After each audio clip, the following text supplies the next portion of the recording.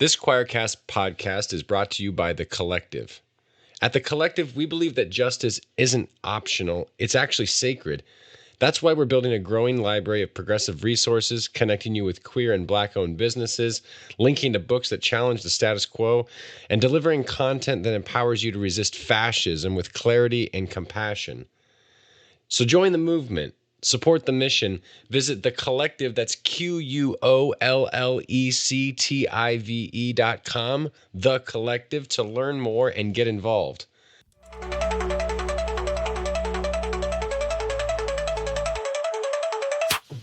Welcome to the Unbelief Podcast, your journey, actually our journey together beyond inherited beliefs to a spirituality that works for you. I'm your host, Jeremy. I'm a deep skeptic, also a pastor. We can fix that later, right? No? Hey guys, just a little bit of a content warning here. In this episode, we are going to be discussing some stories of human trafficking. So if that kind of content is not healthy for you to engage with, it's probably best for you to go back and listen to a different podcast episode. Just take care of yourself. So welcome to the Unbelief Podcast. I am here with fiction writer and self-described human trafficking survivor, River Polsgrove, and we are doing a Drinks and Deconstruction episode. So, River, thank you so much for being with us today. Oh, thank you so much for having me. I'm so excited. Yeah, so it's Drinks and Deconstruction. So the first question is, what are you drinking today? I'm drinking Gatorade because if you can't tell, I'm a little stuffed up. I've been sick the past few days and I need electrolytes. So Gatorade it is.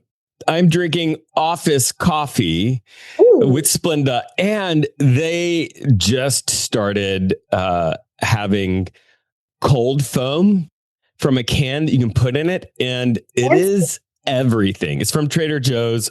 Oh my gosh, I am obsessed. Are you a little bougie? I didn't know, but apparently I am. I just haven't been exposed to the cold foam universe. Oh, you are missing out. Yeah. So, River, let's just start at the beginning of your story. So tell me about the sort of earliest memories you have just as a human and where spirituality began for you. Yeah. So the earliest memories would be when I was like 3 in this yellow school bus high chair, but that might be a little too early. So let's skip ahead to the church part. Like a little squirmy ADHD child in this big, boring Catholic worship service, just no toys, just bored out of my mind. Why is everyone chanting and being really creepy? And why are we talking about drinking blood? What is this? I was so confused and terrified and also kind of enthralled because what do you mean there's this big man in the sky always watching me? And what do you mean I go to hell if I don't listen to my parents and eat all my vegetables? Right. And what do you mean there's this bad guy, the devil, I'm supposed to fight against? I have a very vague memory of myself going on this. I was very little. I was eating a Happy Meal and I was going on this rant about, we're gonna get you in the butt, devil, because we don't like you. And I was very passionate about what I was talking about. But that's where I started on my spiritual journey.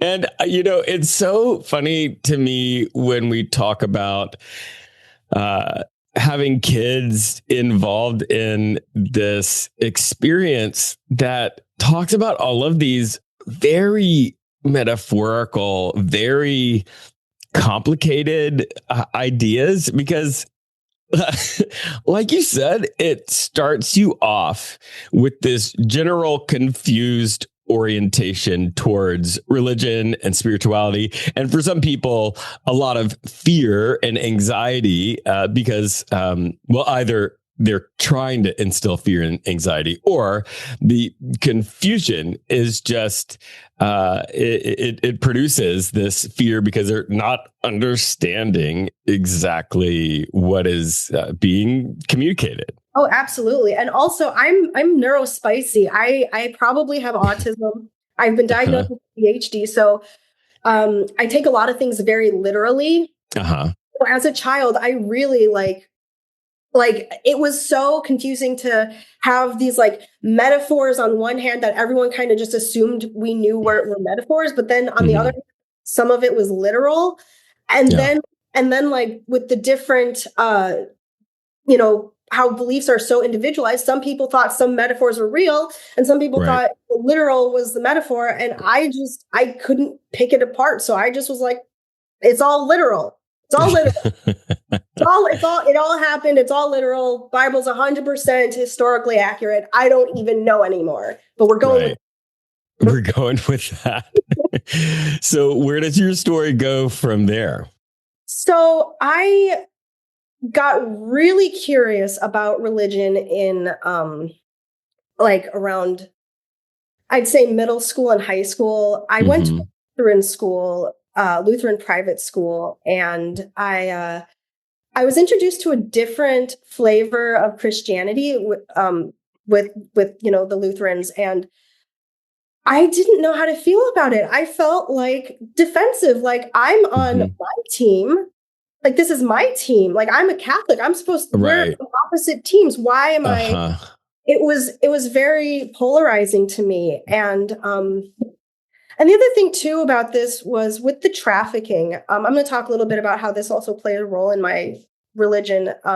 I felt dirty. I didn't remember what had happened specifically, but I just always felt guilty. And part of that was manufactured guilt by my abusers. Yeah. And traffickers. I was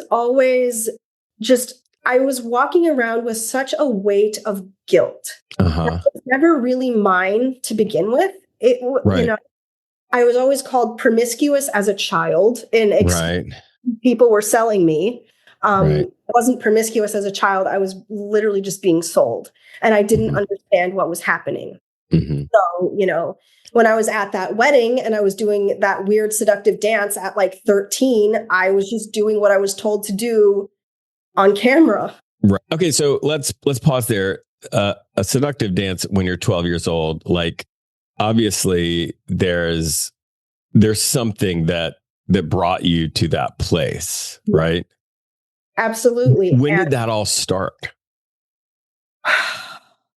It started from when I was adopted, honestly. I mean, that's the only logical conclusion, because the truth is there's a fetish for literally everything.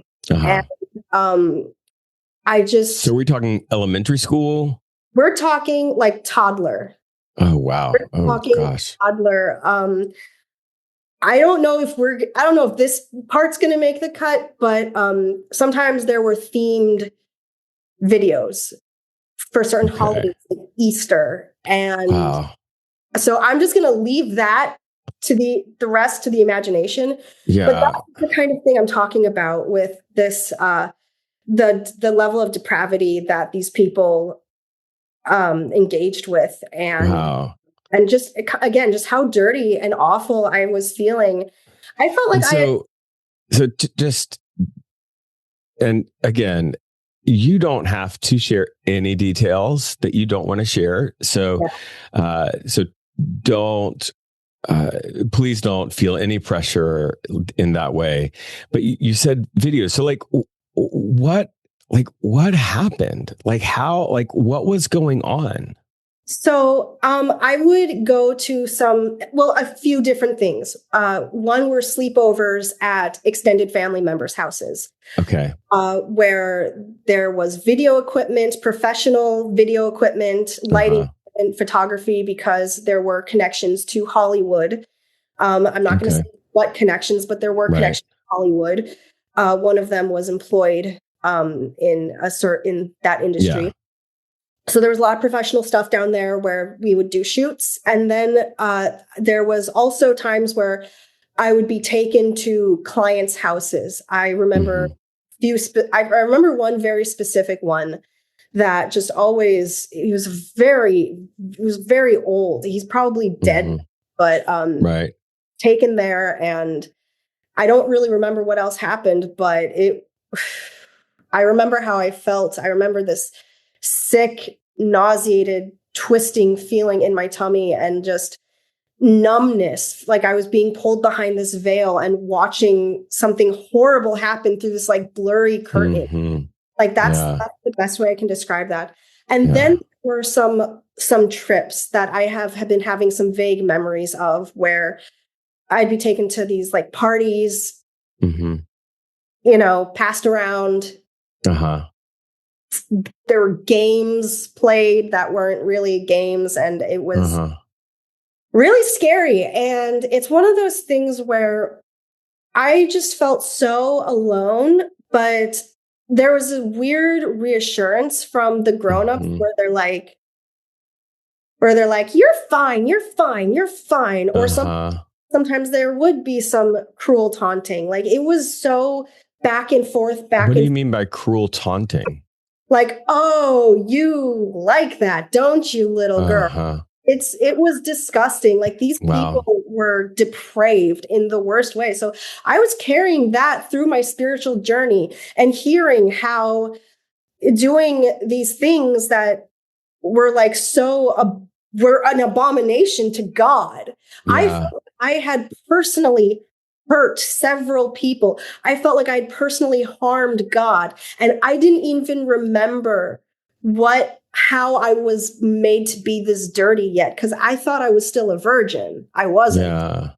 Yeah. So I was just carrying this blanket of shame everywhere I went. And that made me kind of volatile and angry and moody. And it made me kind of toxic in a way. I'm trying to move past a lot of that. And I've been making progress. So yay.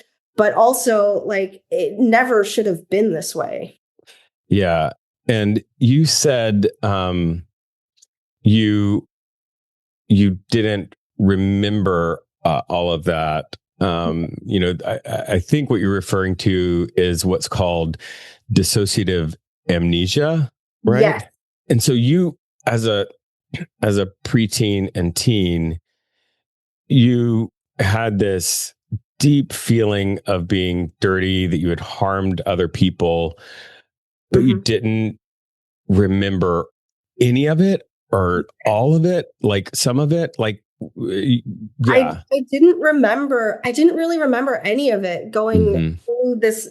And part of that was, okay, I'm going to give a really quick content warning here because this is going to discuss some really sensitive topics. If you are relating to this at all, you need to stop this podcast right now and seek help. Seek a therapist, get help. Absolutely. We're speaking about something called RAMCOA. They basically programmed me to forget. Okay. It's real life brainwashing, essentially.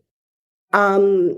I don't know entirely how it works. I am not going to be doing a lot of research on it because I need to be speaking with a therapist about this, and I will be doing that going forward.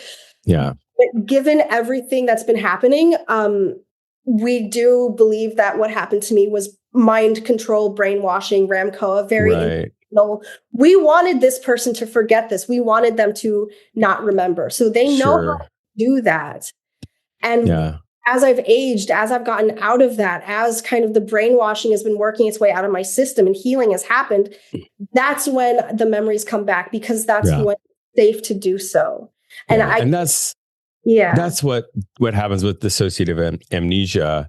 It's like a protective thing that your brain does when you can't process all of that, and it sort of pulls that back and hides it away. So does that mean by the time you were at the Lutheran school, all of this had stopped? No, it really didn't stop until after, I'm going to say something kind of gross here. It really didn't stop till college, because at that point I'd gotten too old that no one would have been interested. God forbid anyone be interested in someone over 18. Ugh. I'm such an old person at 18. And were these videos just for their like private use? So or was this like, I don't, did they sell them? Well, given the fact that there were connections to Hollywood, I would say that there were clients that they were being sold to, especially with the amount of content and the lengths they went to program me to forget everything. Wow. This is awful. I'm so sorry. Thank you. And, going back to kind of the spiritual side of all this, I went to the churches for help. Because I went to multiple churches because I was trying to find redemption, because the churches kept talking about redemption. And you know how every churches, they start so charismatic and loving and welcoming, and then they kind of come at you. Well, I was addicted to finding new churches, finding that love, finding that acceptance, finding that redemption, because that's what I wanted so badly. And that's what the new churches gave to me. But then once I kind of got into the community, then the condemnation came, and I wanted that redemption again. I wanted to feel better again. Right. And condemnation, how? Condemnation of I would open up about I feel like I did something bad, and they'd say, well, yeah, you did because you're a sinner. You're a dirty sinner, but we all are. Isn't that so good? And I'm just like, no, I don't want to be a sinner. I want to be good. Yeah. Oh, wow. That is crazy. Was there tell me about, because all of this is sort of intertwined with sexuality and all of that. Were these purity culture kind of churches? Oh yeah. A lot of these churches were very much purity culture. There was one church where I went to this youth group, and they did the donut thing where the youth pastor had this donut. He said, "Doesn't this look so good?" And he called one of the better looking, guys up to the front and said, "Okay, you want a bite of this donut?" And the guy's like, "Yeah." So then the youth pastor throws it on the ground, steps on it, grinds it into the carpet, picks it up and holds it up and says, "You want it now?" And the kid's like, "No." And he's like, "This is what happens when you have sex before marriage." And I just, my chest just broke. I wanted to cry. And I think the small group lady later kind of tried to soften it by talking about it's supposed to be an apple, and if you take a bite out of it, but damage had been done. Yeah, that's so toxic, on so many different levels. Not only is the Bible not in any way in agreement on an idea of sex before marriage, because that's all very culturally bound. And so in the parts of the Bible where in those cultures it was okay. And then when you get into a time when it was not okay, it's not okay. But and so sort of with that as the baseline, the idea of sex being fundamentally damaging outside of marriage, and all of the teenagers there being outside of marriage, it programs in this fear of sex and this characterization of sex as damaging. And then maybe when you get to the married part, then you've got all of this other baggage around sex, right? Oh yeah. There was, I mean, when I got married, there were, issues on both our ends, but I literally have the best wife in the entire world, and we have come so far, and we're working through a lot of our religious trauma, because it extends the bedroom. It extends into every part of our marriage, where we are working together so hard to move past all that. She was also raised religious. She was just raised Lutheran, right? So Yeah. So Other you side. are right going church to church, and the purity culture, the sort of evangelical, you are a horrible sinner and it completely separates you from God. Yeah. You're hitting all of the high notes of religious trauma. Yeah. I think the only thing that you didn't mention was them talking about how all gay people were going to hell. Oh, they did that too. Can I get a bingo card? Can I get a bingo Yes, card? you're about to get a blackout. Right? Get a blackout. Oh my Get a gosh. prize. So I know you're part of our not church group. I know that you are a queer person. How did that part affect you and your identity and figuring out who you were? Yeah, well, I just kind of stamped all of that down until I got married. And then I found out, I've always really thought women are very pretty. Oh dear. And now I'm married to a man. So then I was talking to Jen, who turns out was not even a man. So divine intervention. Yay, awesome. That worked so perfectly for me. And I ended up being non-binary because I remember also like growing up, I was always pressured to look and act a certain way, feminine, and I was never comfortable with that. And people were always like confused about why that was such a big deal for me, because I was given designer clothes. I was given, a really lavish life, or what looked like from the outside. Gee, I wonder where a lot of that money came from. Right. Oh anyway, my gosh. Yeah. So I worked for that.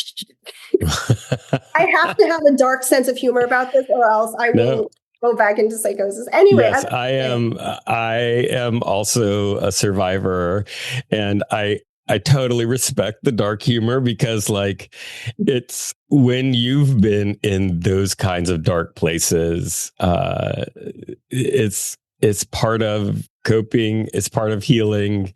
It's part of, owning your whole story. Oh, right. Absolutely. So, okay, you're in the Lutheran school. Tell me about you're going church shopping, and what's the next steps in the journey? So the next steps really were, I guess, high school and a lot more church hopping, and again, just continuously. And you went to a Lutheran high school? I went to a I don't know how much I can say about the school, but it was a Montessori school. Okay. And it was in Illinois.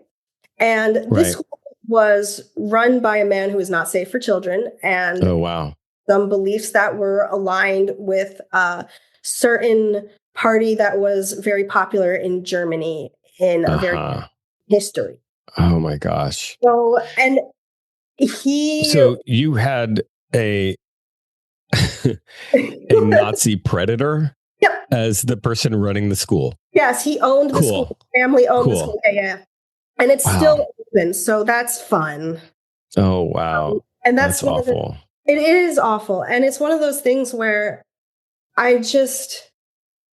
it goes so deep, because the police know, and they're kind of in on it, and the upper kind of local government know too, because I went there and I said, hey, it's happening, and they responded with, yeah, we know, and he's going to get away with it. He's technically not violating any rules. And one of the ways he gets away with this is he locks these parents into these contracts of, if you pull your kid out before this time, we're going to fine you a bunch of money. But before all that, he makes the kids do this like trial period, like a year trial period in this school, to see how much he can get away with, and if he can successfully groom the parents, groom the children, and get them to be compliant.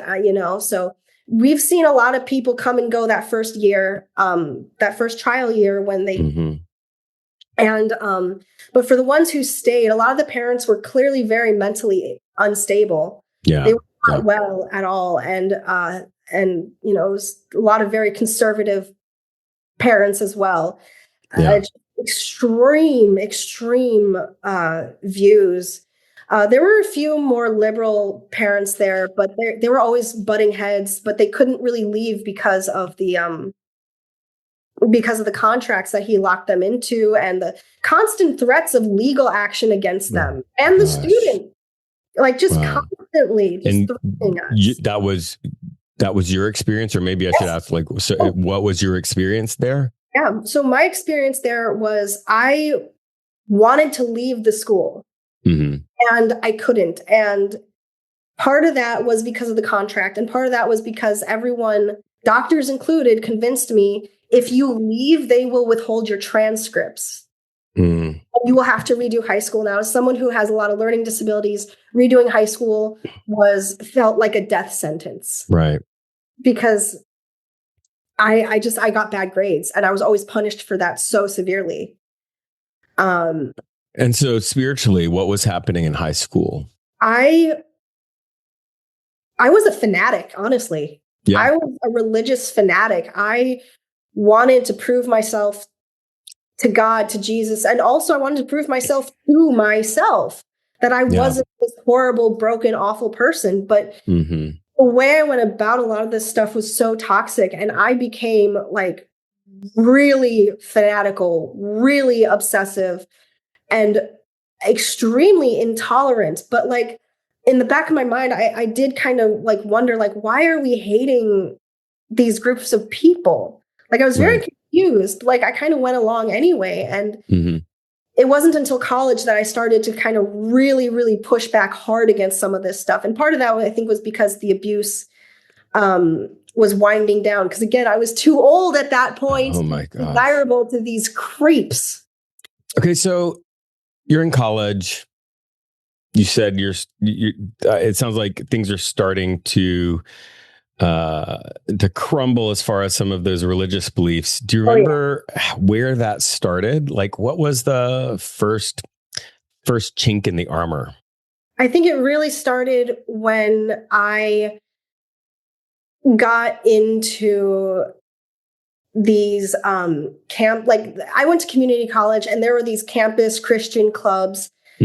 And again, it was just this very welcoming at first vibe, but then very exclusionary, condemning. And I just started to really think more critically about, they are saying one thing and doing another. And not only that, but they are telling me to believe one thing, but then do another thing against those beliefs they are telling me to have. Like what? Can you give an example of that?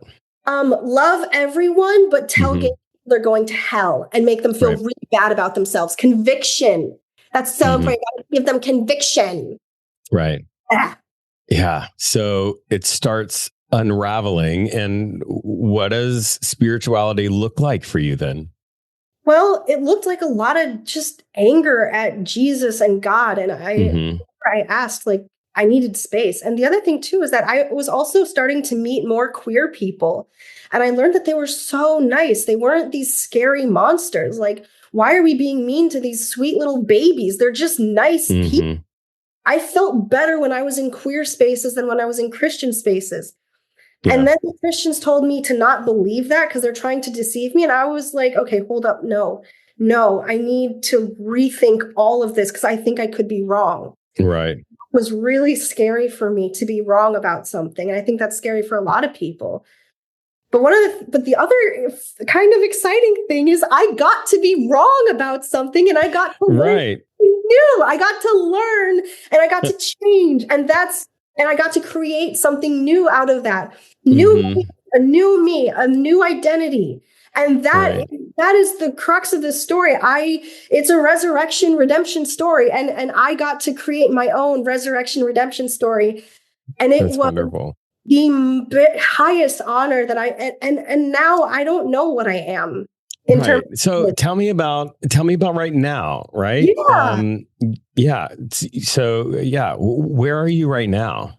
I love the message of the gospel, but I don't know if I love Christianity. I see, here's a good example of a show that I've been obsessed with, Has Been Hotel.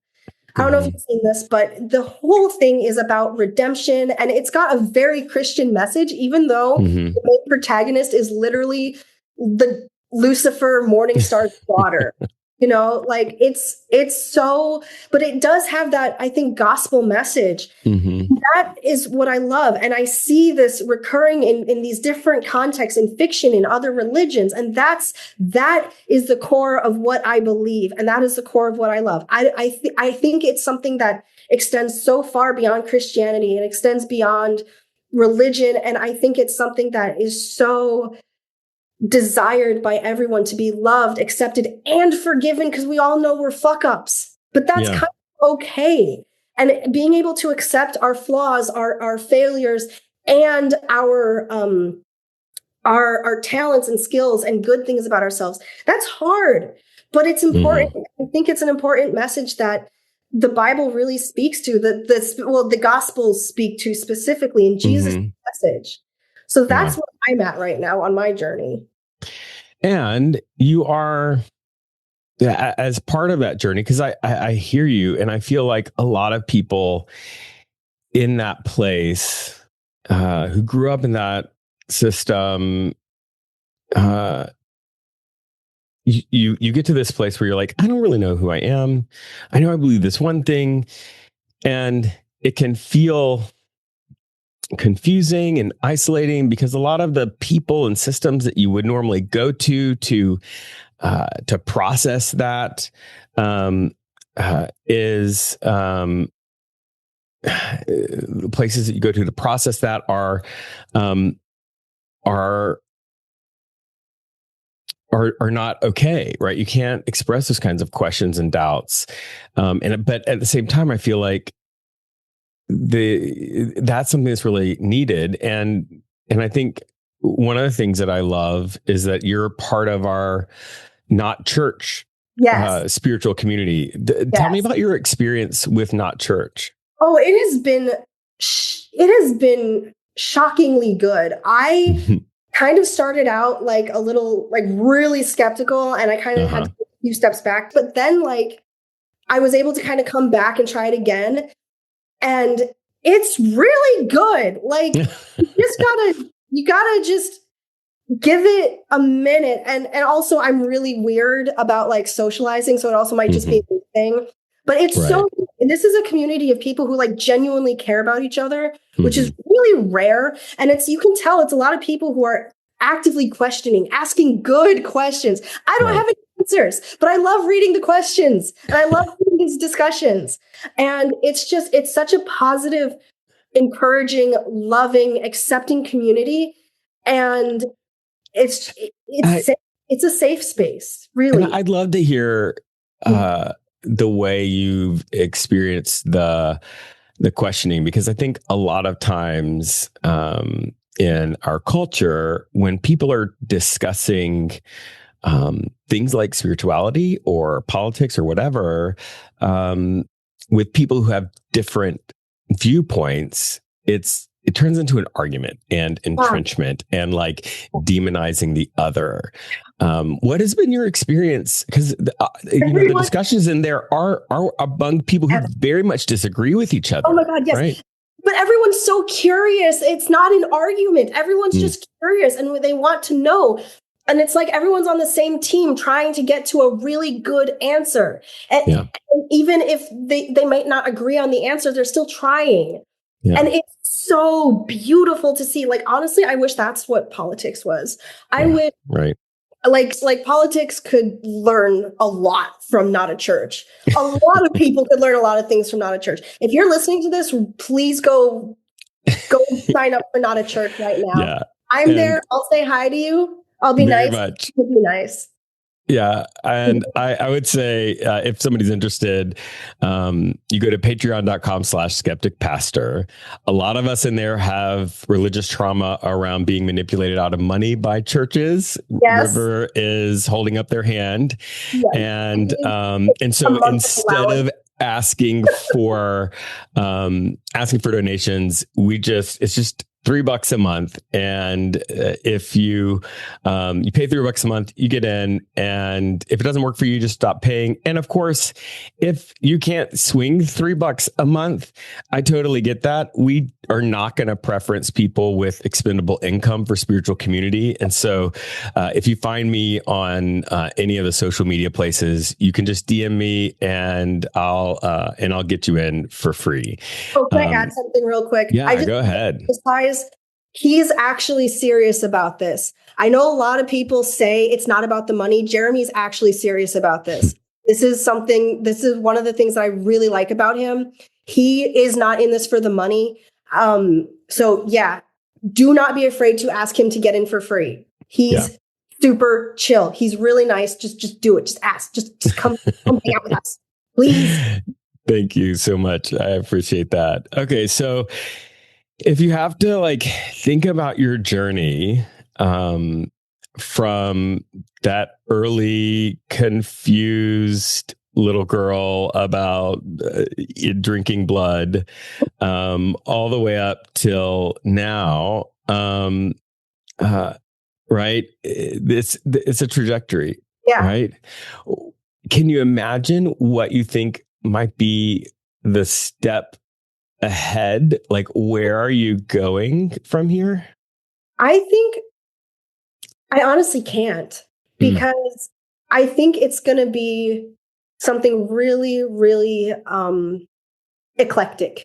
Yeah. That's the word I can say for it. I think it's going to be something eclectic. I think it's going to be something different. Yeah. And I think it could also be something that I learned through my stories. Let's talk a little bit about that, because you are a fiction writer. You have not 1 or 10 books. You have 40 books, right? 43. Yeah. And if somebody's looking for it, they look for R.I. Polsgrove. How do you spell Polsgrove? Polsgrove. Okay. And so I'm also a writer, and I have an unpublished novel. But I know that there's this adage, you write from what you know. And we have now heard a lot of your story. How does that figure into your books? Oh, gosh. So I just process a lot of the trauma, and I give myself what I need. I gave myself, through my books, that found family and a little bit of revenge. Can I also add that? I give myself really satisfying revenge on these motherfuckers who hurt me. And I get to do it again and again. And then I get to save other people in my books. I love that so much. And I think for people who are okay with, who are survivors or who are friends, support systems for survivors, but people who are at a place where they're able to engage with that kind of content, this kind of thing can be really, really wonderful to read. But I'm curious, if you were to describe your genre, what kind of books are they? What kinds of characters? Are they Westerns? Are they romances? Are there zombies? Yes, I'd say horror romance. We've got vampires, zombies, werewolves, and then a bunch of other stuff that I made up because it's fun. We got you get to create your own world. Yes. I mean, I literally have several different supernatural countries, several different series, because it's an entire universe. It's the DSU, the Dead Soul universe. So tell me, if somebody's wanting, because when you enter into a world like that, like Stephen King is like that, it's an entire universe. Sometimes it feels like I don't know where to start. So if they have to start somewhere, what book would you say buy this book first? All right, I would say it depends on what you want to get out of the story. So if you want a more romantic story, I'd say start with Death to the Soul. If you want something more action, adventure, mythic, start with In the Beginning. Okay. Okay. Well, an appropriately named book for the first one that and you... like, it's a series. In the Beginning is a series. So it's 3 books. I've got books 1 and book 2 out. I actually just was working on book 3 today. I have it open up in my tab right here. But so I'm really excited for that one. Oh my gosh, it has gone off the rails in the best way. I love that. Okay. So in the beginning, and so I know something else that I think is really great. You, as an independent author, have decided to do something very beautiful, also risky, putting your money where your mouth is. Yeah. Can you tell people about what you're doing right now with your royalties? Oh, yeah. Well, one of the things that I want to do is, I'm mad about the Orange Abomination in office right now. Right. So until the Orange Abomination is out of office, I will not be taking a profit on any of my Amazon books, period. None of my books, I will be taking any sort of profit from. 50% of my Amazon royalties will be going to a scheduled charity that they just always go to. And then the other 50% are going to social justice causes that actively fight against this regime, this ugly thing that has taken over our country. It fights against everything he stands for. This month, we are donating 50% to the National Domestic Violence Hotline, and the other 50% to an immigration law firm, I think. I don't remember the exact name, but I have it all. I have a schedule up on my TikTok, so you can check that out. I have it. And what is your TikTok? What is your website? Let's plug TikTok, all the things. Oh, my TikTok. I don't actually know what my TikTok is. I gotta look it up. Hold up. Oh my God. I am bad at social media. It's just RIP. It's at River Polsgrove. Just my name. So I kept that simple. That's wonderful. River, I just want to thank you so much for being so vulnerable, so honest. And I really hope that telling your story was helpful for you, but also is going to be helpful for other people, because a lot of survivors, it's all mixed up with religion and spirituality. And thank you so much. I really appreciate it. Thank you for this opportunity. This was huge. Thank you. That's it. That's the podcast. Shout out to the Choir Network, to Patheos, to Matthew and Keith, who make everything happen. Now, get out of here. Go do something to make the world a better place. Okay? We'll see you next time.